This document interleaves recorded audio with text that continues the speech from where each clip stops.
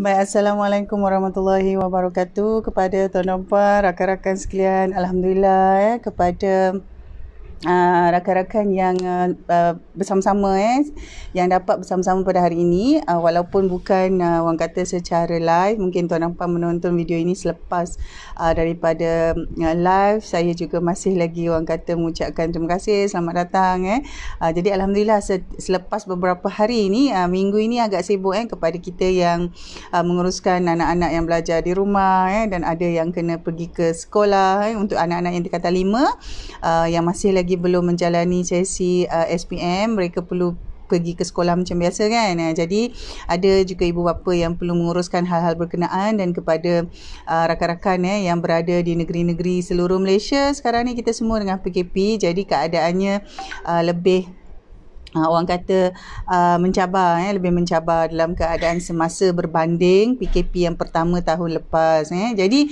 hari ini Alhamdulillah saya berada di home office saya lagi dan masih di Kajang. Cuaca hari ini Alhamdulillah ada matahari keluar, sinarnya bercahaya. Jadi 2-3 hari ini rata-rata sebenarnya ramai di kalangan kita sebenarnya agak penat lah, lelah sedikit kerana banyak pengurusan-pengurusan yang terpaksa kita lakukan. Jadi pada masa inilah sebenarnya tuan dan puan kita sama-sama reach out kepada rakan-rakan. Bukan hanya kita kata suruh mereka reach out kepada kita, kita sendiri kena reach out. Jadi insyaAllah saya dalam keadaan semasa ini sebenarnya ada banyak juga mendapat sokongan daripada grup-grup rakan-rakan. Ada grup rakan-rakan usahawan, ada grup rakan-rakan yang orang kata NGO, grup rakan-rakan yang memang menjalankan aktiviti-aktiviti sosial. Jadi sebenarnya rakan-rakan inilah yang memberi banyak sokongan. Ada juga rakan-rakan alumni sekolah, rakan alumni universiti, rakan alumni persatuan-persatuan. Jadi grup-grup ini sebenarnya tuan dan puan merupakan salah satu platform ataupun salah satu kumpulan-kumpulan yang sebenarnya memberi banyak inspirasi kepada kita. Walaupun kadang-kadang kita duduk dalam grup tu kita senyap, kita tak ada banyak orang kata berbual-bual, tetapi mendengar perbualan orang-orang lain dan rakan-rakan lain itu juga sebenarnya memberikan kita satu inspirasi, satu semangat. Jadi tuan dan puan, kalau kita buka satu grup ke, kita ada apa-apa dalam tu tapi kita tak aktif, ataupun ada kawan-kawan yang tak aktif, tak mengapa tak mengapa, kita tak perlu paksa untuk dia aktif kerana kewujudan beliau dalam grup itu sendiri merupakan satu perkara yang kita tahu. Beliau memerlukan satu platform pada bila-bila masa saja untuk beliau orang kata berkomunikasi atau menyatakan situasi ataupun berkongsi perkara-perkara berkenaan. Jadi untuk itu tuan dan puan, selain daripada grup-grup yang menjual ni, saya tahu kita ni banyak berada dalam grup-grup WhatsApp lah, grup Facebook lah yang memang menjual. Maksudnya kita ada barang-barang keperluan yang kita cari juga keperluan selain daripada keperluan-keperluan harian semasa yang biasa itu, cari juga keperluan untuk kita punya emotional satisfaction dan juga kita punya mental satisfaction tu. Kita kena ada grup-grup tu. Jadi kalau macam kata-kata kita kata beli barang, kita gembira, kita suka dapat barang keperluan yang membantu kita menjalankan kerja-kerja kita akan lebih kepada emotional satisfaction lah, kita suka, kita gembira. Tapi pada masa yang sama kita juga perlu ada satu grup ataupun satu kumpulan kawan-kawan yang boleh memenuhi kita punya mental satisfaction tu tadi. Jadi untuk itu tuan dan puan, tak mengapa sekiranya kita berada dalam banyak grup, dan tak mengapa sekiranya ada beberapa orang ahli ataupun ramai ahli dalam grup tu yang senyap sahaja pun tak mengapa, kita raikan. Walau bagaimanapun kita sentiasa encourage, kita orang kata sentiasa memberi inspirasi kepada semua orang supaya kita reach out, dan pada masa yang sama biar orang reach out juga kepada kita. Jangan kita suruh orang reach out kat kita, kita tak reach out kat orang pun, tak boleh lah, dia tak balance. Jadi dalam keadaan semasa ni, dalam keadaan krisis terutamanya bila kita dah bermula, kali ini cabarannya akan berganda. Cabaran berganda kerana ada sebahagian daripada anak-anak kita pergi ke sekolah, ada sebahagian lagi berada di rumah, dan pada masa yang sama kita ni sendiri ada yang sebahagiannya masuk ke pejabat kena kerja macam biasa, dan sebahagian besar lagi memang kena duduk di rumah dan buat kerja-kerja pejabat tu tadi. Jadi semua ini adalah orang kata kita tak melihat kepada hanya situasi kita, tetapi kita perlu melihat suasana secara keseluruhan. Jadi sebelum ini ramai orang sebut multitask, kita nak cari staff yang multitask, nak cari partner yang multitask, multitask, kita nak cari rakan-rakan yang multitask. Kalau boleh kita nak semua orang tu multitask. Macam kita, tetapi kadang-kadang kita sendiri tahu bahawa kita ni pun ada satu had. Kita kalau nak multitask sekalipun, dia sebenarnya bukanlah satu perkara tu dibuat dalam keadaan yang sama. Contoh, kita kata multitask, kita tak boleh nak multitask pada masa yang sama, attend meeting dekat phone satu, dengar seminar dekat phone 2 tengok video dekat laptop 3. Kita kata nak multitask. Adakah itu yang kita kata? Sebab multitask ni maknanya melakukan banyak perkara pada satu masa. Jadi kalau sampai ke tahap itu, sebenarnya kita bukan lagi multitask itu sebenarnya kita dalam proses untuk membunuh emosi dan kita punya mental sendiri. Jadi tuan dan puan, apabila kita kata kita nak multitask, tak semestinya okey, saya boleh masuk meeting A, boleh masuk meeting B pada masa yang sama kerana dia online, tak apa. Saya ada 3 device, handphone 1, handphone 2, laptop 1, laptop 2. Itu bukan satu multitask yang benar-benar kita perlukan dalam keadaan sekarang. Ataupun kita kata okey, perempuan bagus, dia boleh multitask, dia buat kerja kat rumah, dia boleh masak, boleh jaga anak, tengok anak belajar online. No, that's not the way how we look at multitask. Itu bukan perkara yang kita sebut sebagai multitask. Pada masa yang sama, kita contohlah masa sama, kita nak duduk buat kerja, waktu tu kita nak makan, waktu tu kita nak tengok anak buat. Tidak. Dia tidak, realitinya dia tidak macam itu. Jadi mengapa sebenarnya tuan dan puan kita perlu ubah multitask itu yang macam mana dan hadnya itu macam mana, dan kita perlu ubah kenapa kita perlu fokus. Kenapa kita perlu engage diri kita kepada fokus. Itu perbincangan yang saya nak bawa hari ini. Jadi hari ini tak adalah perkara teknikal tentang bisnes, tetapi lebih kepada pengurusan kita dan juga kepada keperluan untuk kita melihat dan mengurus diri sendiri. Jadi tuan dan puan, kadang-kadang sebelum kita nak membantu orang lain, kita kena bantu dulu diri kita. Bukan kadang-kadang, sentiasa bantu dulu diri kita supaya kita dapat membantu lebih ramai orang. Pada masa yang sama tuan dan puan, apabila kita membantu diri kita, sebenarnya kita memberikan inspirasi dan kita sebenarnya dalam proses untuk membantu orang-orang di sekeliling kita. Jadi mungkin yang the immediate people that surround us is our family. Orang yang pertama sekali di sekitar kita adalah ahli keluarga kita. Kemudian mungkin rakan sekerja kita, mungkin komuniti kita, masyarakat yang seterusnya.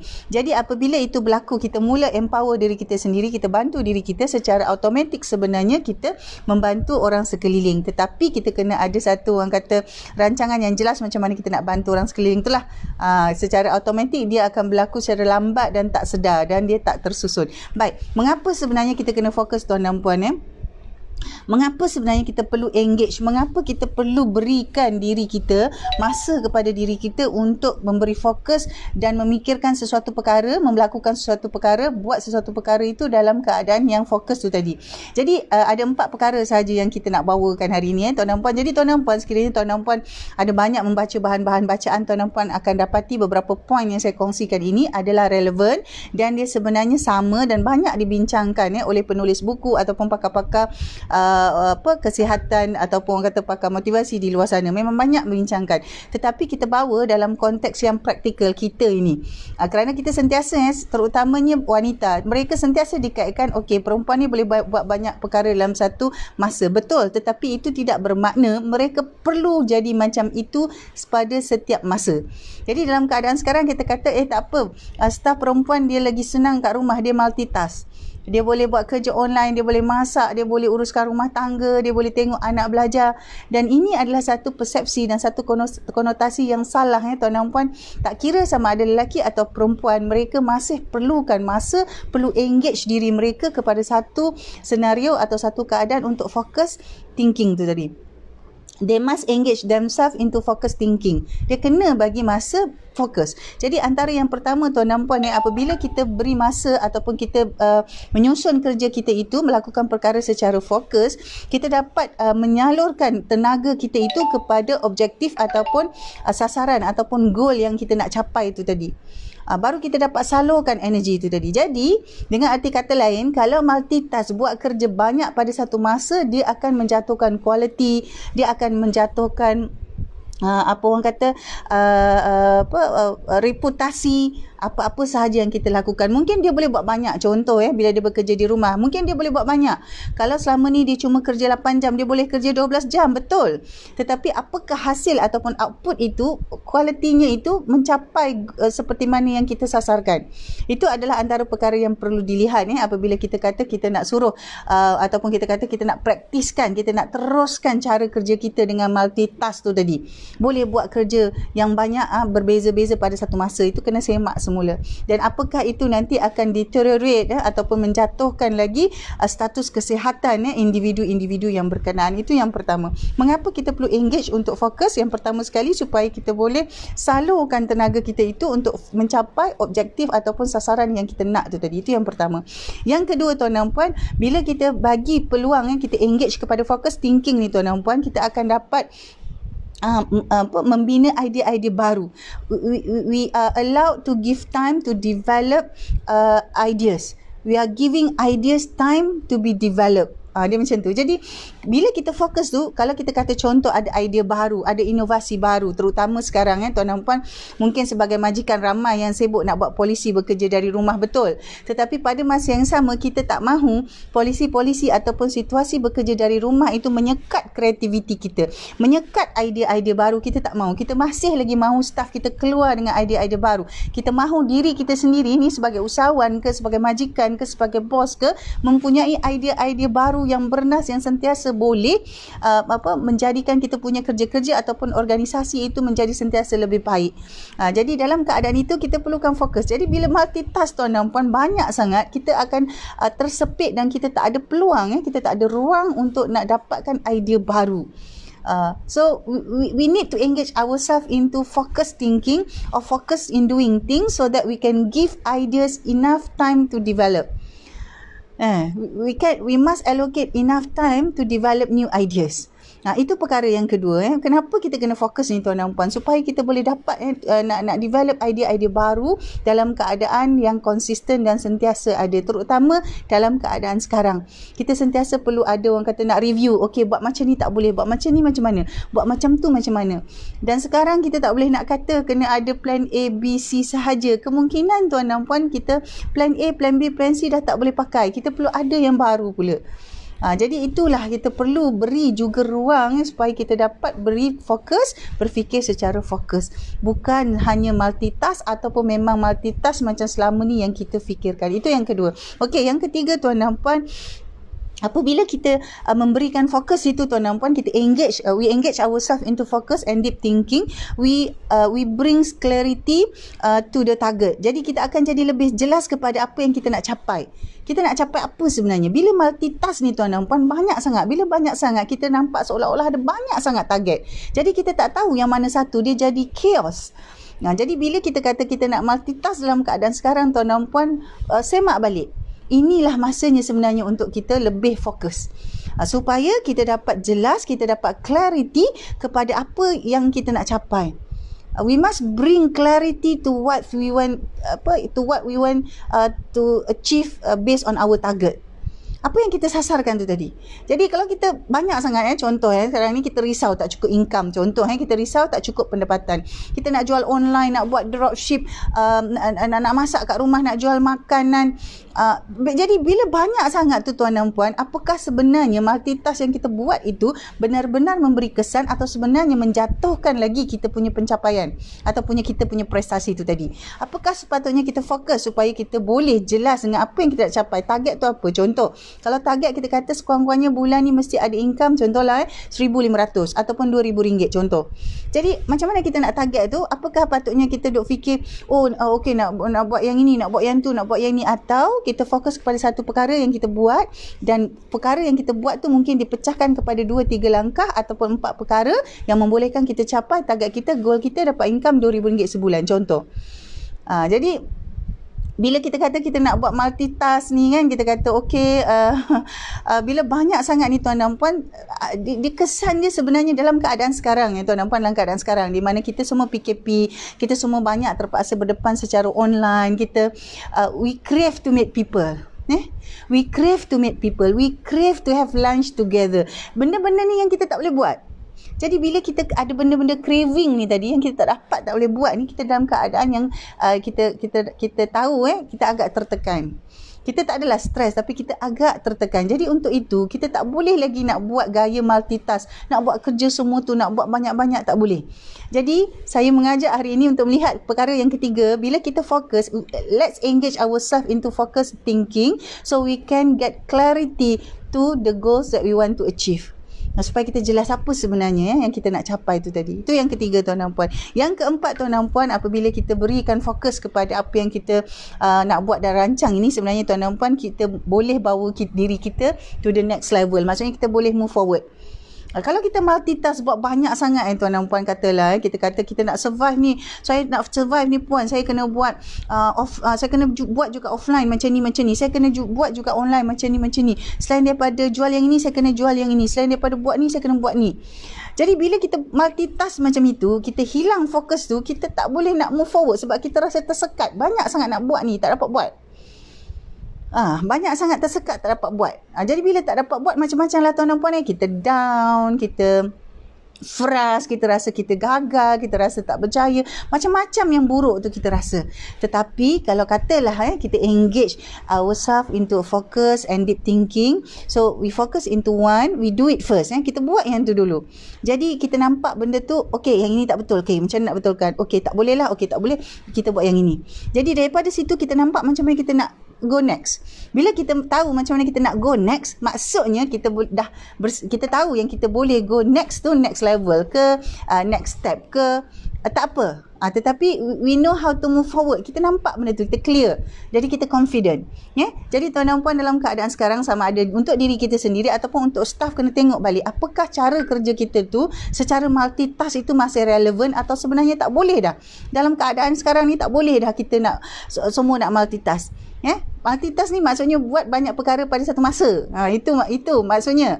Tapi katalah kalau kita ada banyak fungsi, contohlah katalah tuan dan puan mungkin solopreneur. Jadi daripada marketing sampai sales, sampai operation buat sendiri. Itu lain maksudnya itu kita susunkan.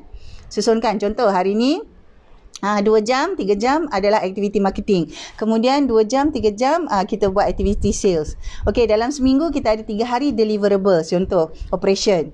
Itu disusunkan. Kita buat banyak kerja dalam satu tempoh, bukannya buat banyak kerja pada satu masa. Multitask tu maksudnya buat banyak kerja pada satu masa. Contoh macam tuan dan puan sekarang ni, contohlah pasang phone, dengar satu FB live, kemudian pasang satu laptop dengar pula seminar, pasang satu lagi handphone, dengar pula satu lagi video. Maksudnya pada satu masa tu ada 3 benda. Itu maksudnya multitask. Tapi kalau dalam satu hari, contoh 8 sampai 10, okey 8 sampai 10 ada seminar kat sini, okey masuk kat laptop, okey habis pukul 10, pukul 11 rehat, pukul 11 sampai pukul 1 ada lagi satu seminar, okey masuk dalam sesi. Itu maksudnya satu-satu kita bagi fokus satu-satu. Tuan dan puan, jadi kena lihat tu. Jadi kebanyakan tuan dan puan kadang-kadang sambil memandu, okey waktu drive tu lah nak masuk meeting lah Zoom, waktu drive tu lah nak dengar seminar online, waktu drive tu lah masuk kelas. Tak boleh macam itu. Itu adalah satu multitask yang tak betul sebab driving is already one task. Memandu itu adalah satu kerja dah. Kemudian nak on pula, nak meeting pula online tu kat situ waktu memandu. Itu bukan cara yang betul tuan dan puan, kerana multitask macam itu lagi bahaya. Jadi tuan dan puan, kalau dah daftar kelas ataupun ada meeting online, jangan drive, stop. Kalau terpaksa duduk dalam kereta, stop. Tapi kalau memang dah tahu ada meeting, tak payah keluar lah. Jangan drive, duduk depan meja tu ataupun duduk kat mana-mana kawasan ni yang bertenang macam ini, masuk dalam sesi tu. Jadi itu dah antara perkara-perkara yang tuan dan puan bila kita sebut mengapa kita kata perlu lagi kita nak multitask dalam keadaan sekarang, kena tengok semula. Kenapa kita perlukan fokus? Jadi saya tadi dah sebut tuan dan puan, ada 4 perkara yang saya bawa perbincangan hari ini. Mengapa kita perlu fokus? Yang pertama sekali, supaya kita boleh channelkan kita punya energi itu untuk mencapai apa yang kita goal tadi tu. Kita nak capai tujuan objektif kita tu tadi. Yang kedua tuan dan puan, kenapa kita nak fokus? Supaya kita bagi masa untuk idea tu develop. Kita bagi masa supaya ada idea-idea baru yang dapat kita kembangkan tu wujud. Kita fokus. Jadi bagi masa idea tu untuk wujud. Kadang-kadang boleh buat banyak sangat benda haywire, idea-idea baru pun tak ada, semua tenggelam. Ya, itu yang kedua. Yang ketiga tuan dan puan, bila kita kata kita fokus, kita nak capai satu perkara jelas, kita nak jelas dengan apa yang kita nak capai. Clear with our target. Tu yang ketiga. Yang keempat tuan dan puan, bila kita kata kita bagi fokus tu tadi, insya-Allah kita dapat menyelesaikan perkara tu satu persatu dan kita nampak jalan macam mana nak ke hadapan. Jadi dengan itu, bila kita fokus tu, we can bring ourselves to the next level, to the next move.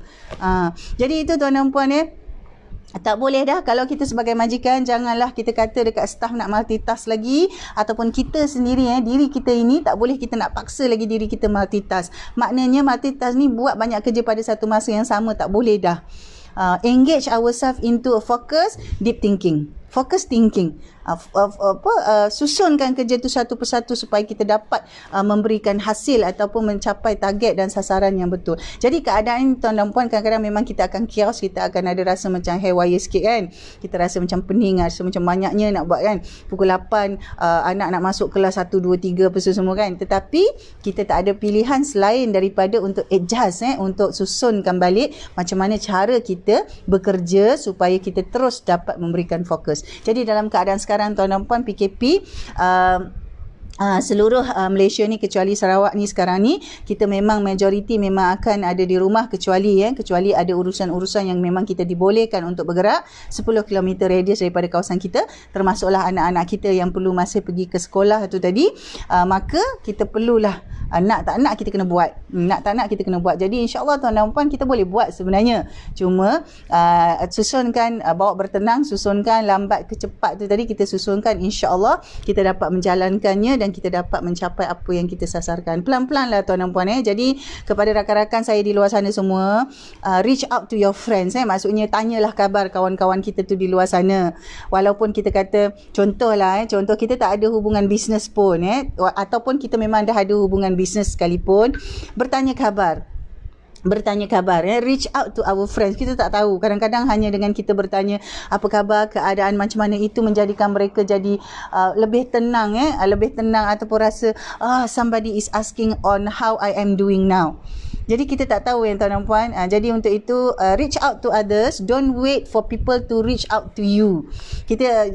Saya juga menyeru begitu kerana pada masa yang sama saya juga memulakan inisiatif itu. Jangan minta orang sahaja hubungi kita, tapi pada masa yang sama kita juga menghubungi orang lain. Jadi kita sama-sama lah tuan dan puan, kerana kita tak tahu. Jadi ada rakan-rakan Facebook di luar sana pun sama juga, ada yang takut tak nak menghubungi saya, tetapi sebenarnya saya open. Kalau secara formal, kalau tuan dan puan memang ada urusan orang kata masalah teknikal dalam perniagaan, boleh terus ke www.noraminahumar.com. Di situ memang saya dah letak free 30 minutes call. Telefon lah, tapi nanti saya akan buat appointment lah. Kita set appointment dan kita buat jadualnya bila nak bertelefon tu tadi. Kerana saya tak nak lah tuan tengah nak masak-masak, puan tengah nak masak-masak nak telefon, tak. Dia mesti dalam satu keadaan yang bersedia supaya kita dapat discuss dengan lebih baik. Tetapi sekiranya tuan dan puan saja nak bercakap ataupun ada perkara-perkara yang mungkin pernah menghubungi saya sebelum ni, nak bercakap apa-apa, silakan. Yang sesuai, yang mana sesuai kita akan bincang. Kalau tak sesuai, kalau tuan dan puan tanya yang bukan-bukan tu, tak sesuai, tak perlulah. Tetapi dia adalah perkara-perkara yang to reach out to each others and make sure that we reach out to others and make sure that we are available for others to reach out to us. Jadi itu sahaja sokongan orang kalau kita kata kita jaga kita tu, sebenarnya itu adalah salah satu perkara yang kita boleh buat. Jadi untuk itu tuan dan puan, saya ucapkan selamat maju jaya kepada semua. Dan dalam tempoh 2 minggu dalam terakhir Januari ni memang mencabar. Saya sendiri pun tercabar dengan anak 6 orang ni, dan juga nak menguruskan diri sendiri juga. Jadi untuk itu kita sama-sama insya-Allah doakan yang baik-baik untuk semua. Insya-Allah kita jumpa lagi dalam video akan datang. Assalamualaikum.